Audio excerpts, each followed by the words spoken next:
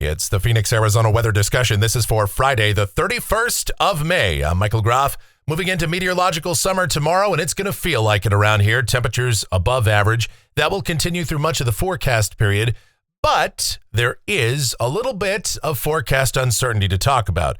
We have some moisture that could sneak in here at some point next week, some isolated showers and thunderstorms over the higher terrain possible, and maybe a little bit more than that beyond the 7-day period. It's something worth talking about. We'll get into it as we dive on in, but before we do, it is Friday, and that means it's Photo Friday here, and that's where we take a look at some of the photos and or videos that you guys have submitted. Of course, this time of the year, we're usually pretty light on content. That doesn't mean we don't have content. It's just we don't have much of it. What we do have, though, is quality, that's for sure. This is from Beth in North Phoenix. Cacti in bloom. Look at that. Oh, man, the flowers are blooming around our house here, too. And it's looking pretty nice, but boy, that's a great shot. And then we go international with David Parnell. Yeah, that's right. David in Ireland. How about that? These are from a few days ago and looks very nice. It was nice and cool, he says, with lows in the 40s and 50s and highs in the 60s and 70s. Just beautiful, beautiful weather, as can be the case this time of the year over there. Across Ireland. Yeah, how about that? Thank you, David, and thank you, Beth. And that's it for Photo Friday. You've got photos and or videos you want to submit to us. groffshow@gmail.com is the email address. That is groffshow@gmail.com for Photo Friday. All right, so let's get to it here. The almanac from yesterday, 104 degrees the afternoon high, 76 was the morning low. 100 degrees now, the average high temperature. It will stay at or above 100 until about the 19th of September. That average low is 74, 114 the record high, and you can keep that. Now, we're not going to be quite up at that level. Temperatures are going to be creeping closer to the 110s as we get deeper into the forecast period. And look at that sunrise now at 5:19 a.m. That's almost the earliest it gets, 1 minute away from the earliest that the sunrise will be. All right, as we take a look outside right now, here at 9:40 a.m., there's a few clouds out there on the horizon, but we're still mostly sunny and sitting at 90 degrees at Sky Harbor, dew point 34, humidity 14%, a light wind, and the barometer is falling. The upper level weather pattern across the nation right now, and it is more of the same. Boy, we're showing you a different map every day. I assure you of it. It just looks almost identical. Once again, an MCS across parts of East Texas. We got some severe storms down there around Houston this morning. We've had some heavy rain, some gusty winds, some hail, all of that. And so Texas has just been getting hammered day after day after day with strong and severe storms. That's going to continue for a little while, but the pattern, the active weather, may eventually start to shift further to the north here, as you would expect as we move into June. Now for us, yeah, it's just a dry westerly flow and nothing to really take a look at here. The watch warning map, we did have a severe thunderstorm warning or severe thunderstorm watch across southeast Texas earlier, but that's expiring. We've got some flood watches over parts of Texas and the Arklatex region. Here in Phoenix, Maricopa County, how about another air quality alert? Elevated ozone, and that's now been extended through tomorrow evening at 9 p.m. You can see the air quality forecast. Ozone expected to remain in the unhealthy range, and even when it does drop, it'll be in the high end of the moderate range on Sunday and Monday, and then perhaps getting into the unhealthy range again on Tuesday. Luckily, the fine particulate matter, that PM 2.5 and PM 10, that will stay in the good range for now.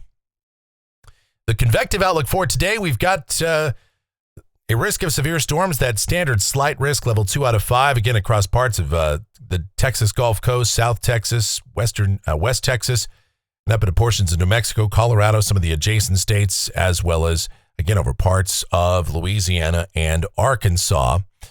And there's a risk of thunder to the north and east of us, but around here, things are just going to stay quiet for the foreseeable future. Here's the precipitation outlook. This is valid through Friday morning of next week. Rain amounts in Phoenix, nothing statewide, not expecting anything region-wide. things look to stay fairly quiet. There is a little bit of an onion in the ointment, so to speak here, but we'll get to that right now as we explore the models, see what the future may hold. The GFS, the 06Z run at 2 o'clock this afternoon. Okay, we've got troughing across the far northern plain states and central Canada. Around here, a dry west to northwesterly flow. And by now, you know what's going on. Down at the surface, sunny, hot. Highs, how about 102 to 106? And that's above average. The average high for today, 100.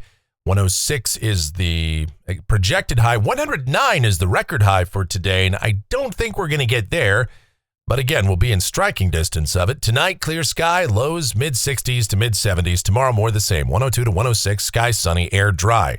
Same thing Sunday, highs 101 to 105, and so will be the case on Monday, as we expect the main storm track to stay off to the north of us. However, as we go deeper into next week, there's a little bit of forecast uncertainty, and it revolves around what else but some type of upper low that may get partially, if not completely, cut off from the main flow and sit out there well to the west and southwest of us off the Baja. And should this occur, and it is looking more likely that it will, we're not going to worry too much about a feature like that. It will be kind of on the very fringes of its influence, but a little bit of moisture may start to creep into the state at some point Tuesday and Wednesday, but we'll still be under the influence of high pressure. That will be the dominant feature. Nevertheless, with moisture seeping in, could there be an isolated shower or storm someplace? Maybe. But that risk is still very low. I think the majority of the moisture probably remains further away from us. Same thing Thursday. Now, high temperatures during this time, with high pressure being the dominant feature, that low off to the west, more than likely we're going to see afternoon highs creeping up to around, by next Thursday, we could be flirting with 110. I'd say highs 105 to 109, but it's not out of the question we could get to 110. The national blend of models puts us up at 110 at this point. So whether it's 109 or 110, what do I tell you? It's just hot, okay? That's the bottom line for next week. Temperatures way up above average. Now, again, not quite at record territory, but above average. All right, but things do turn just a skosh more interesting as we go to a week from today, Friday, the 7th of June. Again, low pressure just to the west of us, kind of a southeast flow thanks to ridging to the east and north of us. And again, that would give us at least a few showers and thunderstorms across the area, if this is right. But I'm going to just lean with a dry forecast for now. I'm not ready to put any rain chances into our forecast just yet. I don't want to buy into this too much at this point. I just think that there's just not enough moisture for us here in south central Arizona. Again, a shower or storm over the higher terrain possible, but even there, they'd be pretty hit and miss. But now let's look at what the GFS is doing out here at 10 days. This is Sunday the 9th. And look at this. Look at that guy. We got quite an impressive trough here over the southwest. For early June, that's pretty good. And if that does happen to come true, we see this trough kind of diving on in, there might be enough dynamics around for a few showers and thunderstorms. And temperatures would be substantially lower if this is right. It'd be pretty windy too. We could actually see high temperatures, again, assuming this verifies. And that is a huge assumption, and this is way out there toward fantasy land. But if this were right, highs would probably fall into the upper 80s here, with maybe an isolated storm, but more than likely that would still remain over the higher terrain. I will tell you, the deterministic European doesn't have this at all. It has a much weaker low off to the north and west of us, and temperatures barely dipping back down toward the century mark. But, it's a matter of difference between the GFS and its respective ensembles and the European and its respective ensembles. So let's take a look at that right now. This is the rainfall for Phoenix out through the 14th of June off of the GFS ensemble. 31 members, about 11 of them have some type of measurable rain. The ensemble mean remains under 1/10 of an inch. So likelihood that we'll see anything is pretty low. But if you're hoping for rain, then you got to buy into this GFS ensemble solution because at least it brings in some opportunity for precipitation over the higher terrain. And then at that point, with low pressure around, hey, about anything's possible, I suppose. European ensemble, during that same time, a big goose egg, nothing. So there is a huge difference among the models. And again, it revolves around this upper low. And, first thing you ever learn, if you want to become a weather guy, if you want to become a meteorologist, day one, rule one, a closed low is a weatherman's woe. I don't know if that's rule one, but you learn it very early on because trying to forecast for a closed low or some sort of upper low or cutoff low, whatever, very, very difficult to do. And then never mind bringing in an anomalous trough in here during that time.